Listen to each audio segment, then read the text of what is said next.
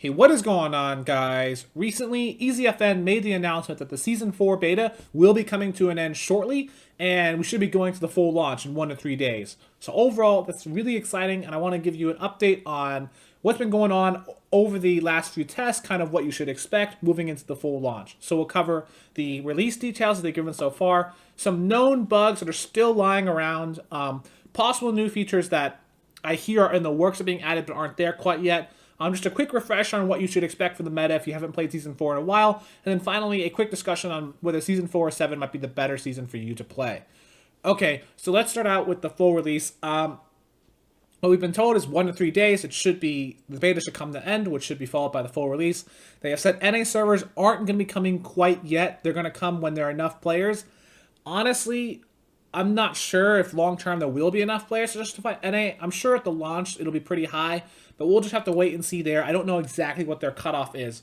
But something to note is that in Season 4, even when you play at extremely high ping, like I play at like 160 to EU on Season 4, it's still very playable. Much more playable than Season 7. And I think the reason why that is because building is overall much slower. So ping, in a sense, matters less because you're not having as many box fights and piece control battles. So just something to keep in mind. Obviously, it'd be better if everybody had better ping, but if there's 5 players per game on NA, that's really not worth it. So let's move on to the known issues. The only known issue I still see floating around that's a frequent issue in gameplay is supply drops are still bugged out. So they still stop about 50 meters above the ground and you have to shoot them down.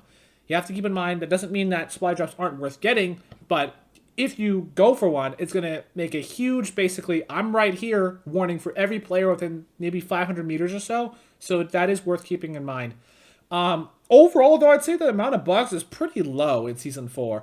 I'm sure there's more bugs that I haven't personally run into, but it seems to be a pretty good experience. You know, the llama bug, the multiple Thanos bugs, the Thanos with gun bug, the missing burst, all that stuff has been fixed. So overall, I feel like it's a pretty solid experience. Not perfect, but it feels quite nice. And one thing to note is that I don't lose slots in Season 4. In Season 7, I lose slots all the time, but in Season 4, that never happens, which doesn't mean that issue doesn't exist altogether, but I definitely think it's less prevalent than it was in Season 7.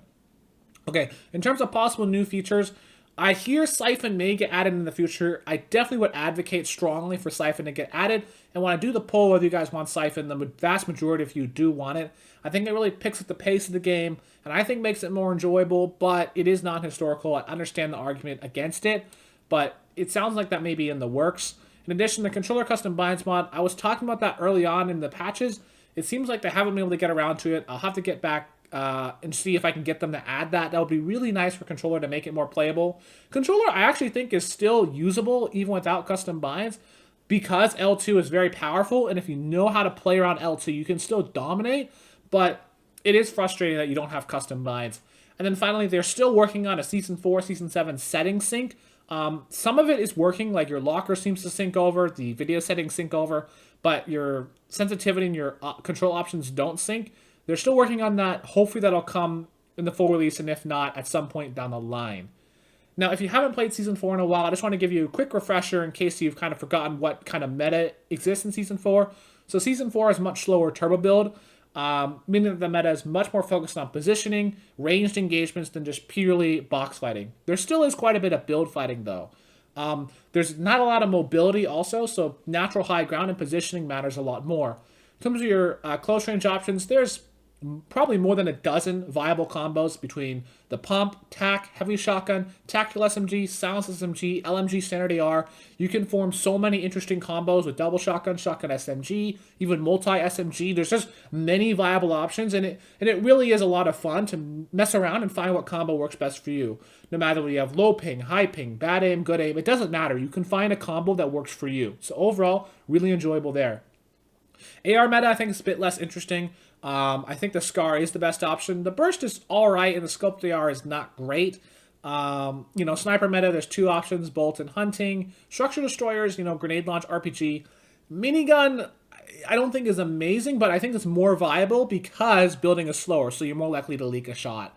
Overall, I think this meta is really fun. I think it's better than the Season 7 meta, as you don't have any guns that are as dominant as Double Pump in Season 7, and there's a lot more options. So overall, I find the weapon meta much more fun.